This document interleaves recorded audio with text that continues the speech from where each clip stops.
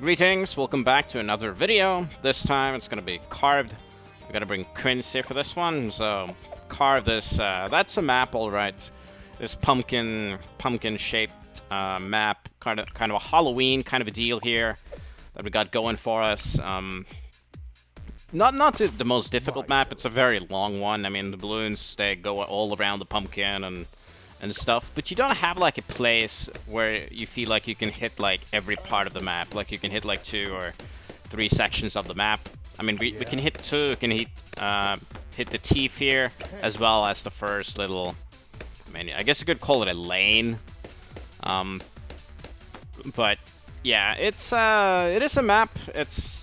I've never liked this one. I've always found it to be a very boring one to play, but it is I mean, just nothing too special. You don't even have it in line of sight or anything like that. It's just going to be a very easy time where we will be going for the carrier flagship to start, and from there we will be using the sniper for MOABs and such. I think we will be going for the top tier, which is the MOAB. The MOAB sniper. I can't remember what it's called. Oh yeah, the Cripple MOAB, of course. I always forget these names for some reason. It's just there's a lot of these towers that I just quite frankly never use. So Quincy is kind of a terrible hero, but what he's good at is just that he's cheap. So and it's decent enough popping power in the sense that that you don't need anything more in a way. Especially for a map like this, and I think it's a good starting hero at sometimes. I mean, the ability is fairly okay. You can hit quite a few Bloons with it, so you're not going to be leaking as long as you have the ability. And what I do like about him is that he gets camo very early on too. So after round 5, we get camo, so we don't have to worry about round 24, which is always a question like, what are you going to be doing for round 24? I just use the ability to be safe there. I don't know why though, because I mean I could just upgrade the boat, but whatever.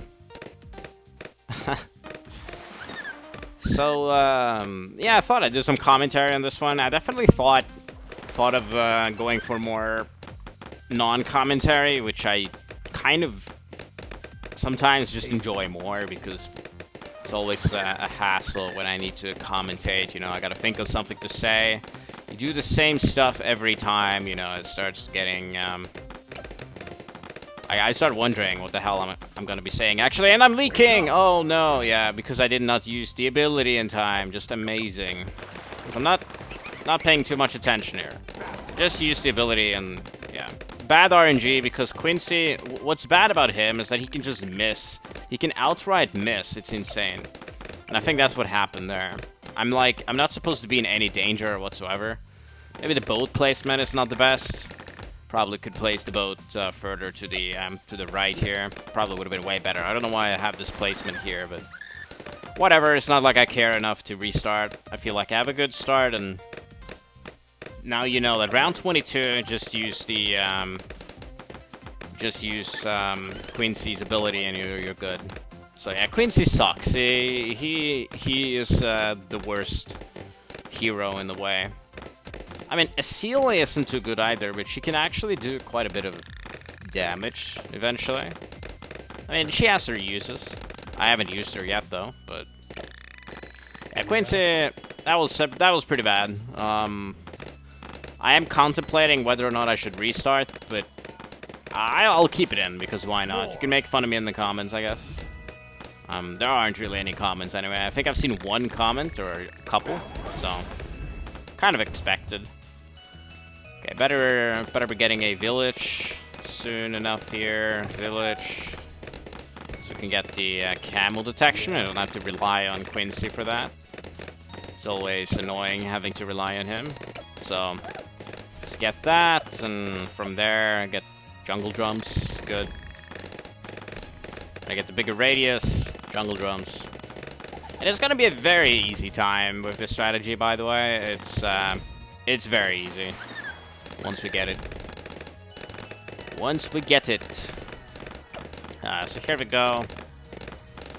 Gonna get the camo. I'm kind of wondering where I would place this map. It's not the easiest just because of the shape of the map is so strange, and as I said, it's hard to find like a spot where you can comfortably target everywhere. So having like a tower that targets everywhere, like the sniper and stuff, and the carrier flagship that we will be using is just advantageous for that reason. The helicopter is gonna be good. Perma-spike, a lot of things you could do, as always. I could have just placed, once I was leaking, I could have placed down a spike factory and stuff, but I'm not taking it that seriously. But if you are leaking, that would be like the easiest way to ensure that you don't totally waste your money and you still save the day. But you know, here we are. As you can see, it is not particularly difficult. You can go for an aircraft carrier. I kind of want to get the carrier flagship ASAP. Obviously, you can place down the sniper and you can start upgrading it if you want to do that. It's not a bad idea to do so, but prefer to just go for the tier 5 right away, so you can just sit back and relax and not having to worry about doing anything, you know. I always enjoy that I can just go AFK and not worry about a thing. Feels good because it's such a change in comparison to what's to come, as we will tackle the real stuff, you know. But I think it's carved, and then it's park path, alpine run, cubism, 4 circles, logs. We're missing hedge as well. Hedge is the toughest easy map in my opinion.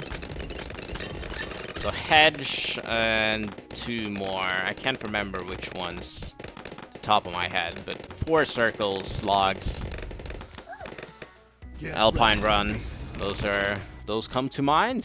There's so many easy maps these days. They have added a lot of them. Quite a few of them. So, but I just, for some reason, I can't think of the other 2. Not that it matters, but I'm a bit curious. I kind of want to go and check. Feeling awfully tired. I'm not supposed to be tired at this hour. It's only 4 AM. That is nothing. That is not Sebastian in his prime. I've gone to bed at like, I think my record, obviously I've had some 24-hour streams and such, but like just by going to bed on a regular day, the worst was going to bed at 12 on during the day. That was kind of wild, and I slept like until 6. Not good, but I can more or less go to bed at every hour of the day, and I can adapt to any sleeping schedule if I have to, which is good. But because of the kids and such, I've always been more of a prefer to stay awake for a while instead of going to bed. But you know, it's not that practical to go to bed insanely late, but 4 AM, that is, it's not too bad. Probably go to bed after this video, and I'm going to bed looking at it too, because there's nothing happening. It's just to upgrade this, and we can use the, the alchemist here. Gonna get that going for us, and start. Now it's time to go for the sniper. There's no need to place the sniper on top because there aren't any line of sight on the map at all. So I could place it here. It doesn't matter if it's here or where it is. It's just gonna be the same thing anyway. So, but normally for a lot of the maps, you would want to place the sniper on top of the carrier flagship, because that allows you to see everywhere on the map, kind of regardless. Unless there's some weird thing where something is taller than it, but that's kind of rare. Most of the time you will be able to see everything, so that's something to keep in mind, I guess. But as you can see, it's not very challenging. We haven't done anything difficult except for in the beginning, I suppose, when I somehow managed to leak because I wasn't at all paying attention. So if you are unlucky, it's always like it with Quincy. Him and his stupid RNG. Probably a good idea to not fast forward that round. Because believe it or not, fast forward sometimes screws you over with RNG. What happens is that a projectile that normally would hit does not hit and stuff. Happens a lot with fast forward, actually. It could miss like one balloon or two, and in the earlier rounds, that's actually quite significant. Because let's say that there's a pink that you're supposed to hit that you miss, then the pink is extremely fast and leaks. Or you get overwhelmed by other balloons. That's the kind of shit we need to worry about later. You don't have to worry about that though. I mean, there's nothing to worry about. Like, the carrier flagship is surprisingly good. It is very solid. It's gonna get most of the pops. I think the sniper is gonna get maybe like 500,000. Even with the Cripple MOAB, because what that does is to just slow everything down, pretty much. It doesn't do like an insane amount of damage, it just means that the MOABs become like completely mobile, which means that it's easier for the carrier flagship to finish the job, let's say. Kinda wonder if I should go for a MIB and a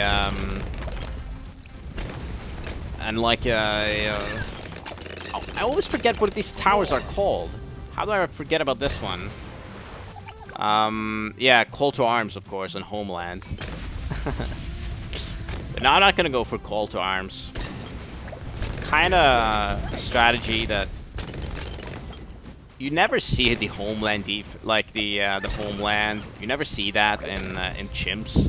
Very rarely, at least. It's just extremely expensive. It's not really worth it.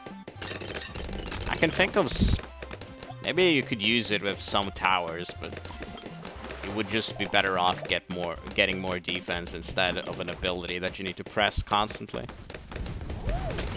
Because that's all it does. Just it's a very big buff, but if you have like a difficult round and you use the ability and then it's on cooldown, then you may lose the next round.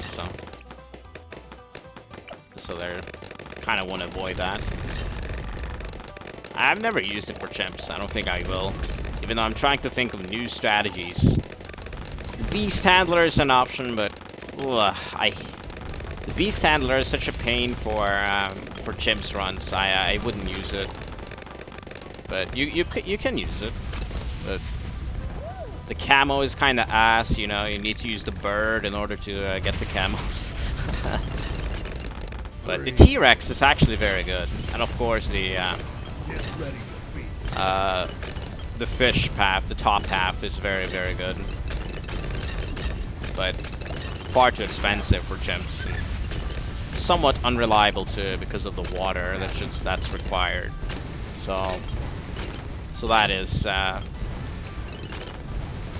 annoying. So the Beast Handler, I don't think I'll use it too much. I haven't used the Gunslinger more. I gotta use the Gunslinger a little more, but you know, it is. I think I said this in another video, but you have these habits.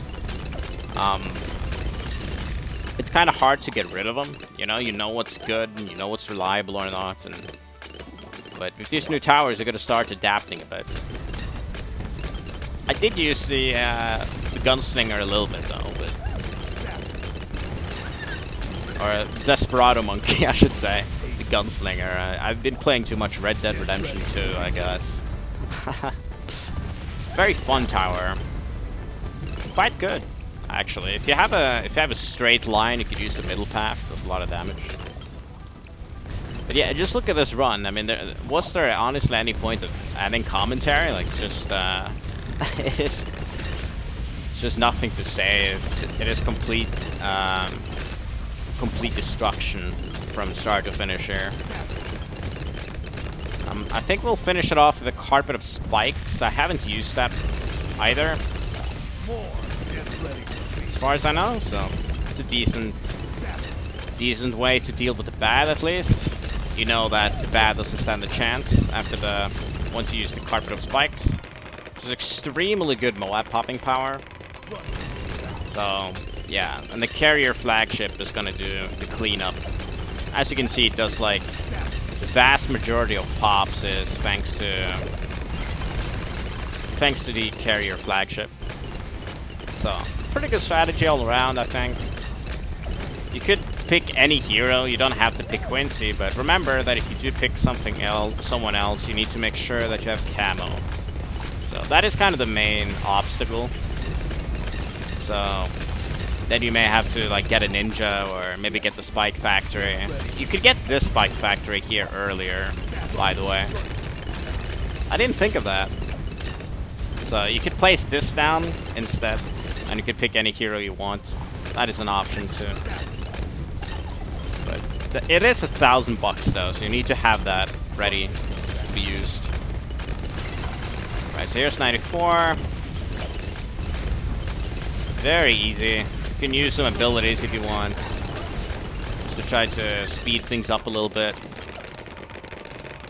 Here's the DDTs. Let's see how we do.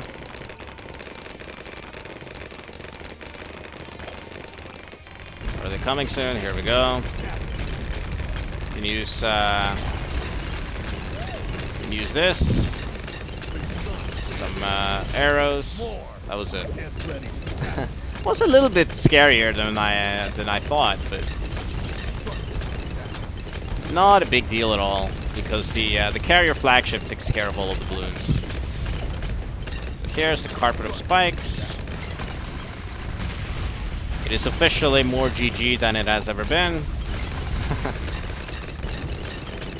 There we go. Naturally, any other tier 5 or whatever would be good, but I do like, as I said, I do like the Carpet of Spikes quite a bit.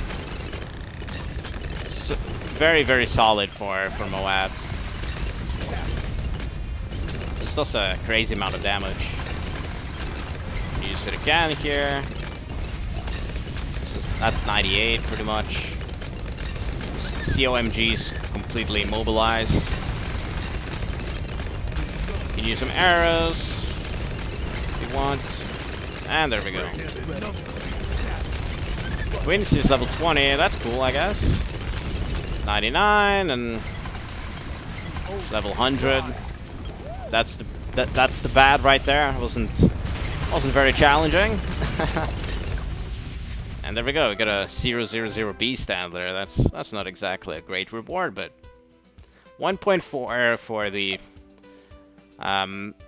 for the carrier here. That did carry us indeed, but with great help from the Cripple MOAB and the Carpet of Spikes towards the end there. Quincy did get some pops in too, I suppose, but again, not the greatest hero, but very cheap and does like does a few things well, but that is about it. So